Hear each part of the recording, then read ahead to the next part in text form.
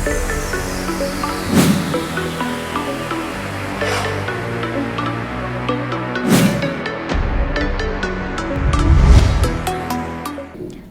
Hello welcome to best of the day. మరి ఈ రోజు బెస్ట్ ఆఫ్ ది డేలో కొత్త విశేషాలతో పాటు కొన్ని ఆసక్తికరమైన నిజాలు మరియు చరిత్రలో ఈరోజు జరిగిన ముఖ్య సంఖ్యల గురించి తెలుసుకుందాం.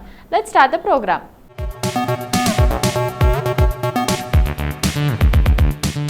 డయాబెటీస్, ఎయిడ్స్, క్యాన్సర్ సహా ఇతర వ్యాధుల కంటే ఆర్థరైటిస్ సమస్య తీవ్రంగా ఉందనే చెప్పుకోవాలి. ఆర్థరైటిస్ సమస్య ఇంత ఎక్కువగా ఉన్నా ప్రజల్లో దీనిపై ఎన్నో అపోహలు ఉన్నాయి. ఢిల్లీలోని Sitaram Bhartia research institute holy family hospital senior orthopedist and surgeon doctor Biren Nadkarni arthritis సమస్య గురించి మనకు వివరించారు. ఆర్థరైటిస్ ఎన్ని రకాలు? ఆర్థరైటిస్ ఎముకలు, వాటి కణజాలకు సంబంధించిన సమస్య. ఆర్థరైటిస్లో 100కు పైగా రకాలు ఉన్నాయి. అయితే ఇందులో ఆర్థరైటిస్ ఎన్ని రకాలు? ఆర్థరైటిస్ ఎముకలు, వాటి కణజాలకు సంబంధించిన సమస్య. ఆర్థరైటిస్లో 100కు పైగా రకాలు ఉన్నాయి. అయితే ఇందులో osteo arthritis, rheumatoid arthritis, ankylosing spondyle arthritis, gout, juvenile idiopathic arthritis, lupus, psoriatic arthritis వంటివి కొన్ని.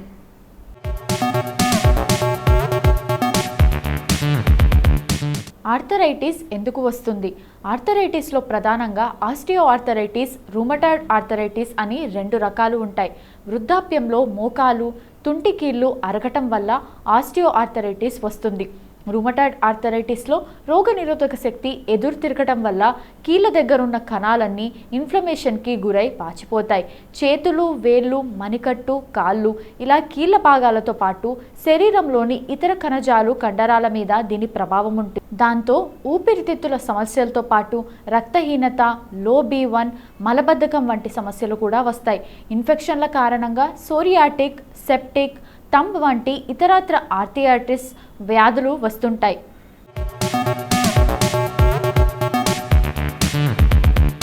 వంశపారపర్యంగాను, ఆటలు ఆడేటప్పుడు తగిలిన గాయాల వల్ల, ఊబకాయం కారణంగా కీళ్ళ మీద బరువు ఎక్కువ పడటం, పోషకాహార లోపం, శారీరక శ్రమ, కాల్షియం లోపం, నిద్రలేమి, జీవక్రియా లోపాలు, ఒత్తిడి, డిప్రెషన్ ఇలా అనేక కారణాల వల్ల ఆర్థరైటిస్ సమస్యలు వస్తుంటాయి. లక్షణాలు. ఆర్థరైటిస్ లక్షణాలు అందరిలోనూ ఒకేలా ఉండవు. మొదటి దశలో ఆకలి తగ్గడం, జ్వరం, బాగా నీరసించిపోవడం, బరువు తగ్గడం వంటివి కనిపిస్తాయి. చేతులు, కాళ్ళలోని కీళ్ళలో నొప్పులు, వాపులు ఉంటాయి.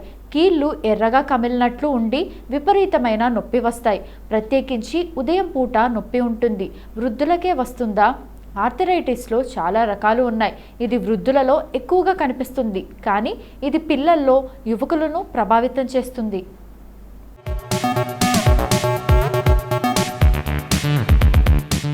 పిల్లల్లో జువైనల్ ఇడియోపథిక్ ఆర్థరైటిస్ వస్తుంది. ఇది 16 ఏళ్ల కన్నా చిన్న వారిలోనూ వస్తుంటుంది. ఎక్కువగా 2 నుండి 4 ఏళ్ల వయసులో కనిపిస్తుంటుంది. ఇది కీళ్లను శాశ్వతంగా దెబ్బతీస్తుంది. కీళ్ల నొప్పులన్నీ ఆర్థరైటిస్ కారణంగానేనా? స్నాయువు, కాపు, తిత్తుల వాపు, ఇతర మృదు కణజాల గాయాలతో సహా అనేక వ్యాధులు కీళ్ళ నొప్పులకు కారణమవుతాయి. ఆర్థరైటిస్ మాదిరిగానే నొప్పి వస్తాయి. మీకు ఏ రకమైన నొప్పి వస్తుందో సరిగ్గా నిర్ధారించుకోండి. కీళ్ళ నొప్పులు వాటికవే తగ్గుతాయా? ఆర్థరైటిస్ను మొదట్లోనే గుర్తించి చికిత్స తీసుకుంటే మంచిదని డాక్టర్ బీరేన్ నాదకర్ని అంటున్నారు. రుమటాయిడ్ ఆర్థరైటిస్ను నిర్లక్ష్యం చేస్తే కారణంగా గుండె, రక్తనాళాలు, మెదడు, చర్మం, కళ్ళు, ఊపిరితిత్తులను దెబ్బతీస్తుంది. సరైన సమయంలో చికిత్స తీసుకుంటే దీర్ఘకాలిక ప్రభావాలను నివారించవచ్చు.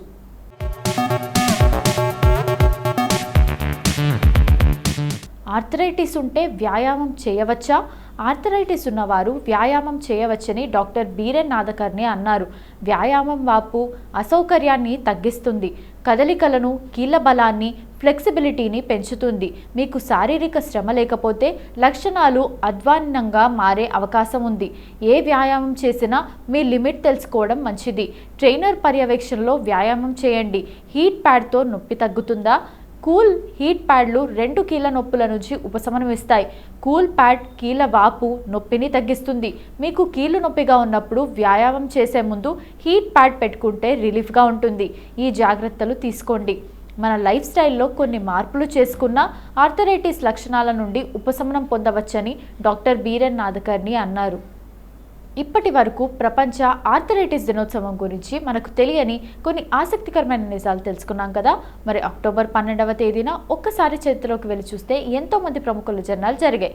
మరి ఒక్కసారి చరిత్ర పుటల్లోకి వెళ్ళి నేడు జన్మించిన ప్రముఖులు ఎవరో తెలుసుకుందాం రండి.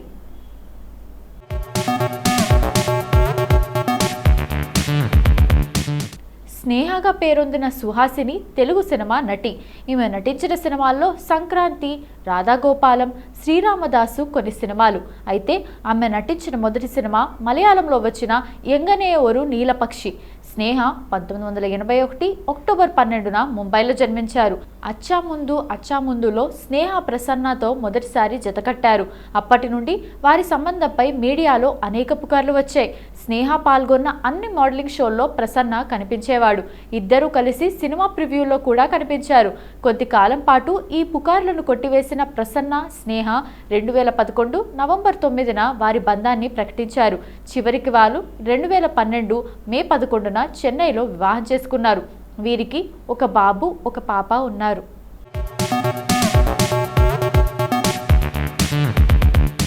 అక్షరా హాసన్ భారతీయ సినీ నటి, సహాయ దర్శకురాలు. ఆమె ప్రముఖ భారతీయ నటుడు కమల్ హాసన్, అతని మొదటి భార్య సారికల రెండో కుమార్తె. హిందీ సినిమా షమితాబ్తో తెరంగేట్రం చేసింది అక్షర. ఆమె ప్రముఖ నటి శృతి హాసన్ చెల్లెలు. 12 అక్టోబర్ 1991న తమిళనాడులోని చెన్నైలో జన్మించింది అక్షర. ఆమె తల్లి సారిక 2010లో రాహుల్ డోలాకియా దర్శకత్వంలో నటించిన సొసైటీ సినిమాకు సహాయ దర్శకురాలుగా పనిచేసింది అక్షర. ముంబైలో నిర్మించిన ఎన్నో యాడ్ ఫిల్మ్లకు రామ్మూర్తి, ఉజేర్ ఖాన్, ఈ నివాస్, రుచి నరేన్ వంటి దర్శకుల వద్ద సహాయ దర్శకురాలుగా పనిచేసింది ఆమె సహాయ దర్శకురాలుగా పనిచేసేటప్పుడు ఎన్నో సినిమాల్లో కథానాయికగా అవకాశాలు వచ్చినా ఒప్పుకోలేదు.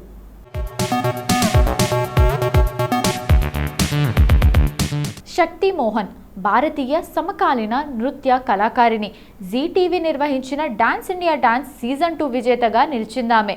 ఆ తర్వాత స్టార్ ప్లస్లో ప్రదర్శితమవుతున్న డాన్స్ ప్లస్ సీజన్ 1, 2లకు న్యాయ నిర్ణేతగా వ్యవహరించింది. 2015లో అంతర్జాతీయ డాన్స్ షో డాన్స్ సింగపూర్ డాన్స్కు కూడా న్యాయ నిర్ణేతగా చేసింది. రెమో డిసోజా చేస్తున్న డాన్స్ సినిమాల్లో సల్మాన్ యూసఫ్ ఖాన్ సరసన నటించబోతోంది శక్తి. ఆమె నృత్య శక్తి అనే డాన్స్ ట్రూప్ నడుపుతోంది. ఈ ట్రూప్ ద్వారా ఆమె ఎన్నో అంతర్జాతీయ టూర్స్ చేస్తుంటుంది. ముంబైలో స్టూడియో కూడా నిర్మించింది శక్తి. నృత్య శక్తి డాన్స్ పాఠశాలలో అన్ని రకాల నృత్య కళాకారులకు శిక్షణ ఇస్తారు. దిల్ దోస్తీ డాన్స్ అనే సీరియల్లో కూడా నటించింది ఆమె. అక్టోబర్ 12, 1985న జన్మించింది శక్తి.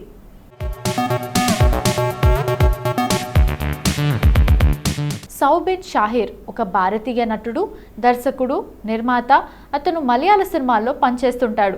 2003లో అసిస్టెంట్ డైరెక్టర్గా తన సినీ జీవితాన్ని ప్రారంభించి పలువురు దర్శకుల దగ్గర పనిచేశాడు.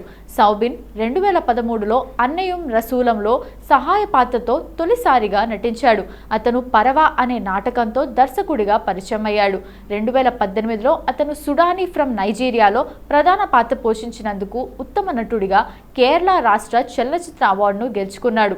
ఇది వాణిజ్యపరంగా కూడా పెద్ద విజయాన్ని సాధించింది. అతను మంచుమల్ బాయ్స్లో ఒక ప్రధాన పాత్రను పోషించాడు. సౌబిన్ భారతదేశంలోని కేరళలో ఫోర్ట్ కొచ్చిలో అక్టోబర్ 12, 1983న జన్మించారు.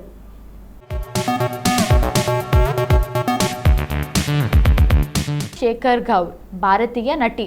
ఛానల్ వి ఇండియాలో ప్రసారమైన Sadda Haq my life my choice, Amazon Prime video, Mirzapur లాంటి వెబ్ సిరీస్లలో తన నటనతో ప్రసిద్ధి చెందింది.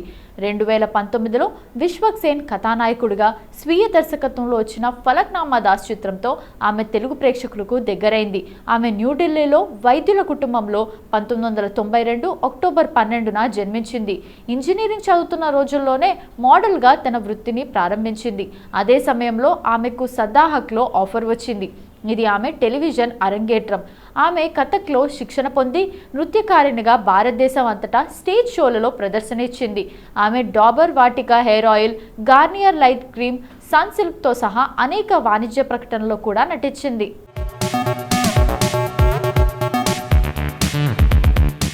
సో ఇదండి ఇవాల్టి best of the day episode. ఈ ఎపిసోడ్ అనేది ఈ రోజుకు సంబంధించిన కొన్ని ఆసక్తికరమైన విశేషాలు తెలుసుకోవడానికి ఉపయోగపడిందని అనుకుంటూ మళ్ళీ రేపటి ఎపిసోడ్లో కలుద్దాం. Bye bye.